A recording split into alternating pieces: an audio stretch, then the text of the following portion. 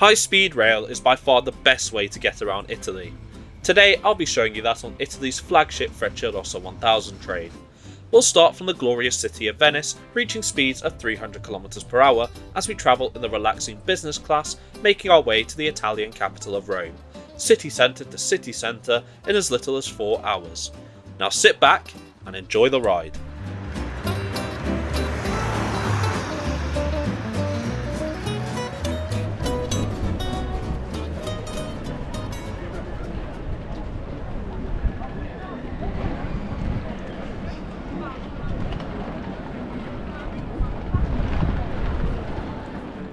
The main station serving the historic city of Venice is Venezia Santa Lucia, the starting point for our trip to Rome.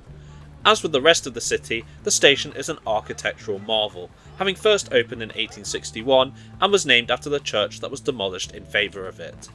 A renovation of the station took place between 2009 and 2012 to give it much of the modern look the interior has in the present day. The interior also spares no expense in highlighting state rail operator Trenitalia, who operate most of the services here across the country and internationally. There is also a Freccia Club lounge available for executive class and those on a certain Freccia status. However, as neither apply to me, there's no access for this trip, I'm afraid. The time can instead be spent looking around the many station shops and eateries, including some of the best gelato ice cream in the city, and deep fried pizza? Well, this is no surprise, given the station sees passengers from all over the world, typically seeing around 82,000 daily.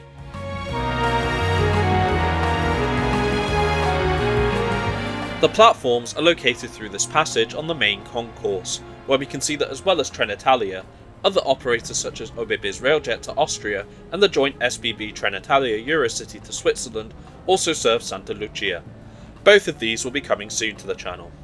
High-speed open access operator Italo has also served Venice since the 2010s, providing fierce competition against Trenitalia's high-speed Frecciarossa services. Our Frecciarossa service today will be departing from platform 9 as train AV9427 to Salerno in the southwest of the country. Conveniently, that's just in front of us.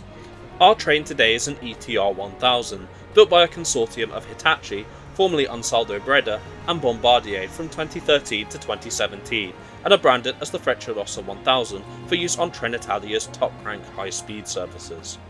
Since the Frecciarossa 1000's construction, the model has seen commercial success across Western Europe. A designated pool operates the Paris to Lyon to Milan route for Trenitalia's French division, whilst a brand new batch of 20 units were built solely by Hitachi for Trenitalia's Spanish operations, branded Helio, which has also been reviewed on the channel before.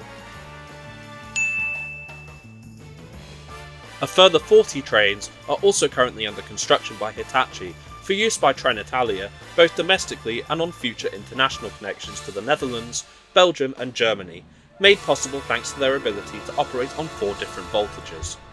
Like the older ETR 500, the Frecciarossa 1000 has 2 types of first class on board.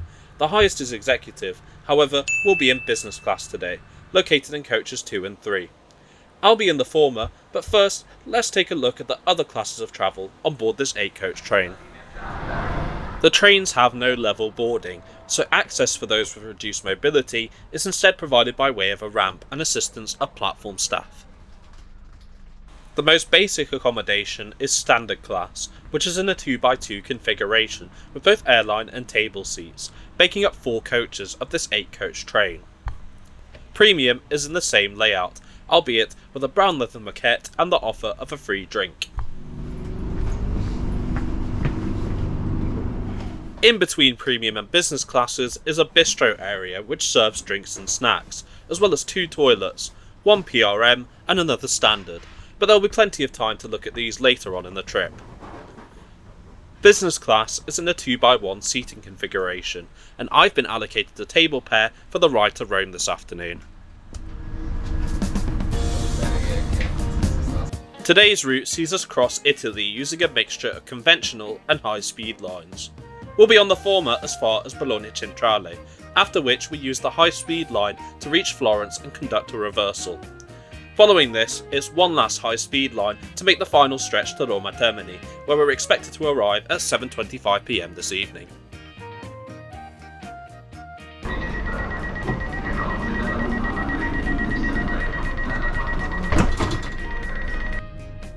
Our departure from Venice is on time at 3:26 PM Central European Time.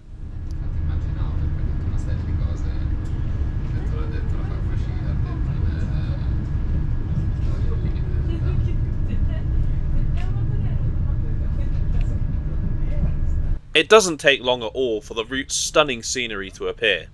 Santa Lucia and Mestre are connected by the Venice Railway Viaduct, which provides a rail link between the historic and mainland cities and has done since 1846, crossing over the Venetian lagoon. There truly is no better way to begin or end a journey. Also keep an eye out to the right for the Austrian Siege Monument, constructed on the viaduct to commemorate the 1849 siege of Venice, following a failed attempt at an air raid by the Austrian army. The Ponte della Libertà road bridge to the left was constructed alongside the viaduct, having been opened by Mussolini in 1933 as Ponte Littorio. However, it was renamed as Ponte della Libertà at the end of World War II, following the end of both fascist and Nazi rule in Europe. 10 minutes later, our first stop is Venezia Mestre, serving the mainline frazione of Mestre in the city of Venice. All services to and from Santa Lucia stop here, providing a convenient link between the mainland and the historic city, and is classified by RFI as a gold category station.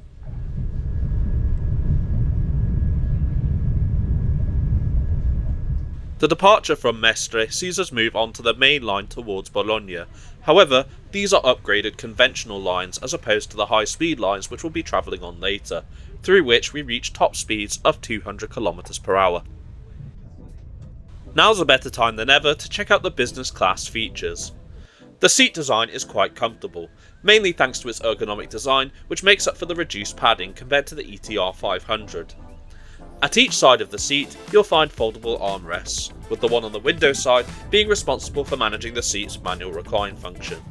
This definitely improves the legroom despite the fact I'm at a table seat, though fortunately I had no one opposite me, and the foldable table sections aided this further.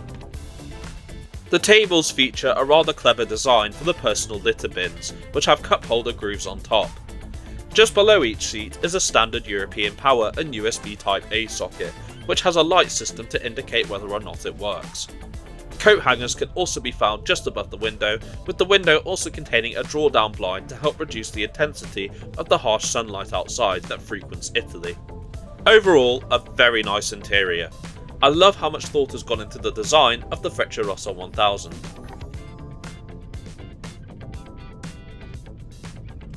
Near Padova is when the host provided the complimentary bottle of water and the choice of either a sweet or savoury snack offered in business class. No prizes for guessing what I chose. Oh, and before I forget, let me show you executive class on board the Frecciarossa 1000. Not only is there a meeting room here, but possibly some of the most luxurious seating you'll ever find on a train, as well as a proper meal service included in your ticket price. If you want to learn more about executive class, click the link above now. Our next stop is Padova, which has the claim to fame of being one of northern Italy's oldest cities, having been founded around 1183 BC by Trojan Prince Antenor. Oh, and if you're enjoying this content, don't forget to subscribe for more weekly videos such as this. I have some incredible trips planned for 2024, and I want you along with me. Thanks!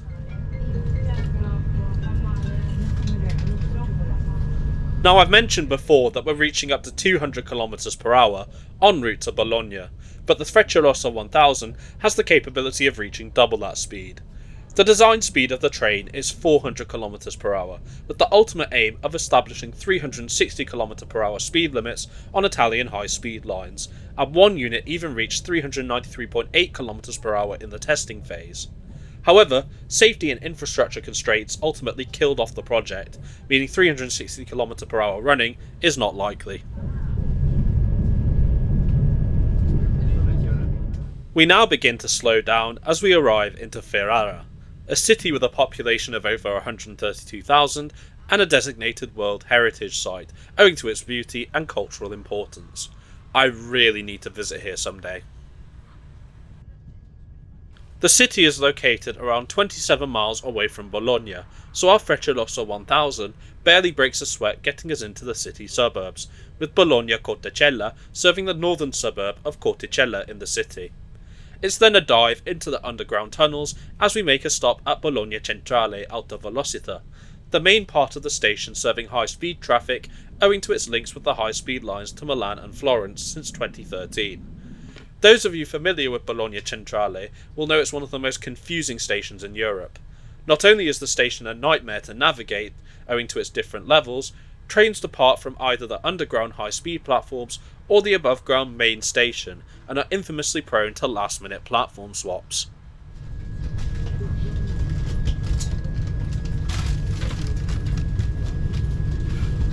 As previously mentioned, there is one accessible toilet on the train, located just next to the bistro and disabled area in coach 3. Just next to it is a standard toilet, of which there is at least one in each coach.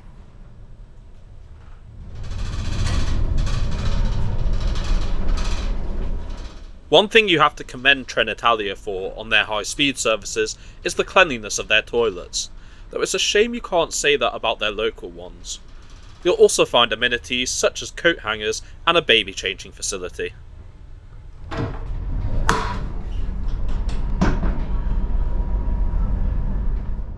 A special kudos as well for the button system. Sensors can really be a pain sometimes.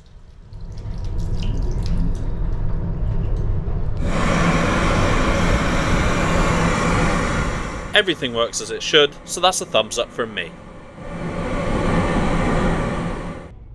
On my way back to my seat, I stopped by the bistro, seeing as it was surprisingly quiet.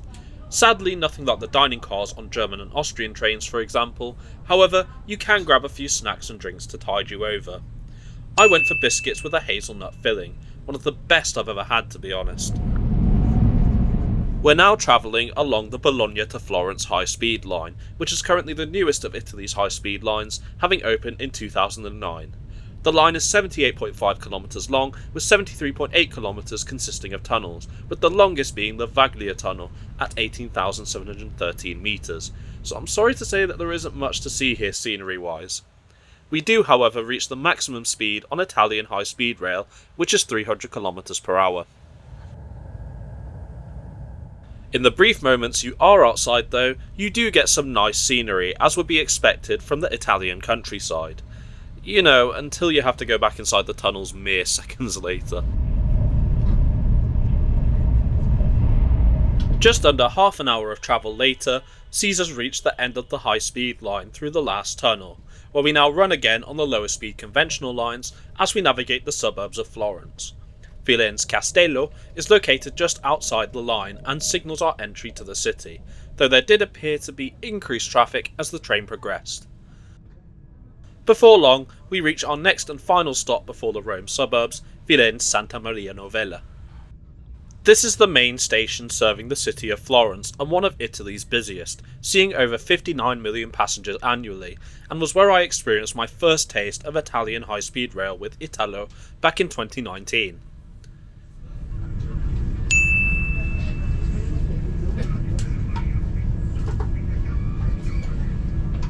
Here, our Frecciarossa 1000 does the first of 3 reversals on its way to Salerno, though this will be the only one we'll experience on this trip, given I'll be getting off the train at Roma Termini, where the second one is done.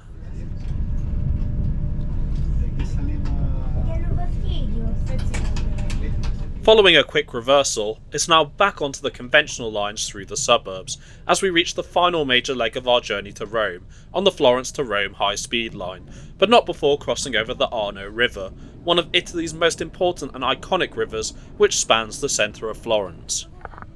The Rome to Florence high-speed line itself is the first high-speed line in Italy, and even in Europe for that matter, with more than half of it opening in February 1977. 15 years later, in May 1992, the line was completed, and helped reduce the journey time between Rome and Florence to around an hour and a half, thanks to the line's top speed of 250 km per hour, which we're currently reaching as we speak, no thanks to the Frecciarossa 1000's impressive acceleration, and the fact we're only doing just over half of its 400 km per hour design speed. Now at this point of the journey, dusk was drawing near, so the views of the line can't be truly appreciated. Still, we enjoyed the amazingly smooth ride quality of the Frecciarossa 1000 until we arrived into our last stop of Roma Tiburtina upon exiting the high-speed line.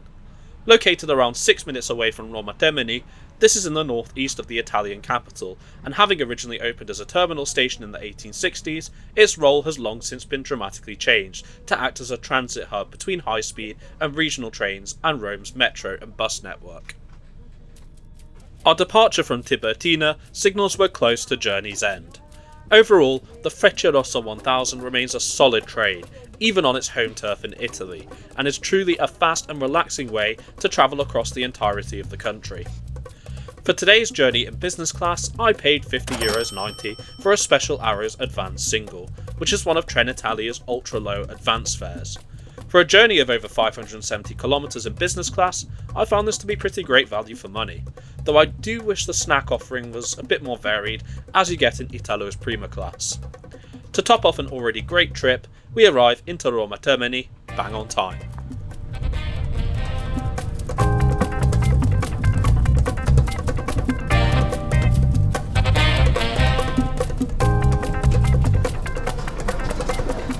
Over to you now. What did you think of the Frecciarossa 1000? Have you tried the Frecciarossa service before, or even Italo for that matter? And how do you think they compare? Let me know below in the comments. I hope you've enjoyed today's video, and don't forget to like and share it to aid the channel's growth, and also don't forget to subscribe and turn on notifications for more content such as this weekly. As I mentioned earlier, the Frecciarossa 1000 now rests here for 10 minutes as it prepares to reverse to head to Naples and Salerno. And as for me, I'm getting some proper rest now as I head to my hotel after a long day of travel across Italy. Thanks so much for coming with me on this trip, and I look forward to bringing you with me on my next one.